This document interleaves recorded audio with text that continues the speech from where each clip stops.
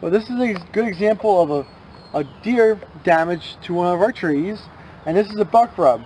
And a buck rub is where a male deer, grows the antlers and rubs the antlers on our trees. They rub the antlers because the antlers have velvet, and velvet becomes itchy. So they try to rub it off on the tree, and that's what we get, this nice, really smooth appearance. Some people try to save these trees because, oh, we got to save our little babies. We don't like saving them when they have damage like this, because when they're damaged, these diseases can start to occur. And this is a gallery that we have either to a bark beetle or a borer. A bark beetle is a little beetle that drills in and just makes a little gallery just underneath the bark, between the bark and the xylem. A borer is one, the borers are a little bit more complicated. They either can have a gallery on between the bark and the xylem, or they can actually go into the xylem. You should probably look it up on what kind of borer it is, and that will help. The gallery will help identify the type of borer that it is.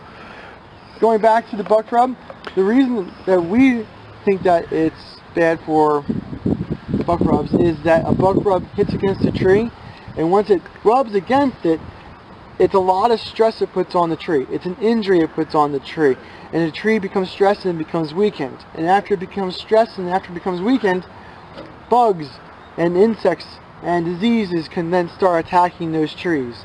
We don't like having diseases, bugs, insects, anything in our nursery, so when we get a chance, we like to throw these guys out into the dumpster. When we have something of a bug that attacks a tree, there's a couple of different ways we identify it. If the bug's attacking a dead portion of the tree, we call that a saprophyte. If it's attacking the live portion, we call that a parasite. Parasite means it's eating something that's alive.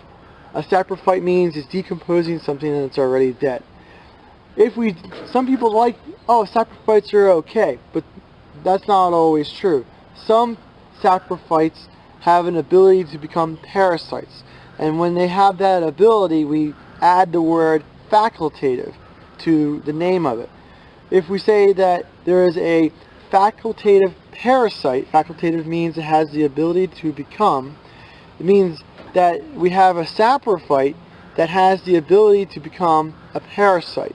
So when we have a saprophyte attacking one of our trees, we usually label that as a facultative saprophyte, or a facultative parasite, because it has the ability to become something else. So when we have these diseases, we don't want them in our nursery, and we just try to eliminate the whole issue by throwing it out. And did you stay at the Holiday Inn Express last night? No, I did not. I just know it. Okay. All right. Thank you, Mike. Thank you. One tree that is seldom damaged by deer in your landscape is a multi-stemmed river birch tree. Single stems do get damaged hard, but multi-stems seem to thwart off the deer. It's also a great addition for your landscape. Another tree that we recommend for deer-infested areas is the green giant arborvitae. As long as the deer population isn't real high and they're real hungry, the green giant makes it through most cases with very little damage by deer. Since it grows so fast, if the deer do browse it a little bit, it seems to grow back. Plus, it has a bitter taste for the deer, and the deer, therefore, leave it alone. At our farm, we can recommend to you many kinds of trees that offer deer resistance. But just remember, if your tree does get rubbed by deer, we do suggest that you think about removing the tree, because it will become a site for other pathogens to enter the tree, or it's in a weakened condition, which will allow other pathogens to be successful in the attack of that tree. And who wants a bunch of pathogens in your landscape? So call us at 215-651-8329 at Highland Hill Farm. If you have questions about trees and shrubs, give us a call at Highland Hill Farm at 215-651-8329 or email us at bill@highlandhillfarm.com.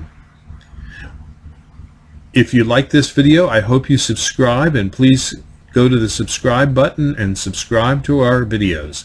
Thank you. Have a nice one. Bye-bye.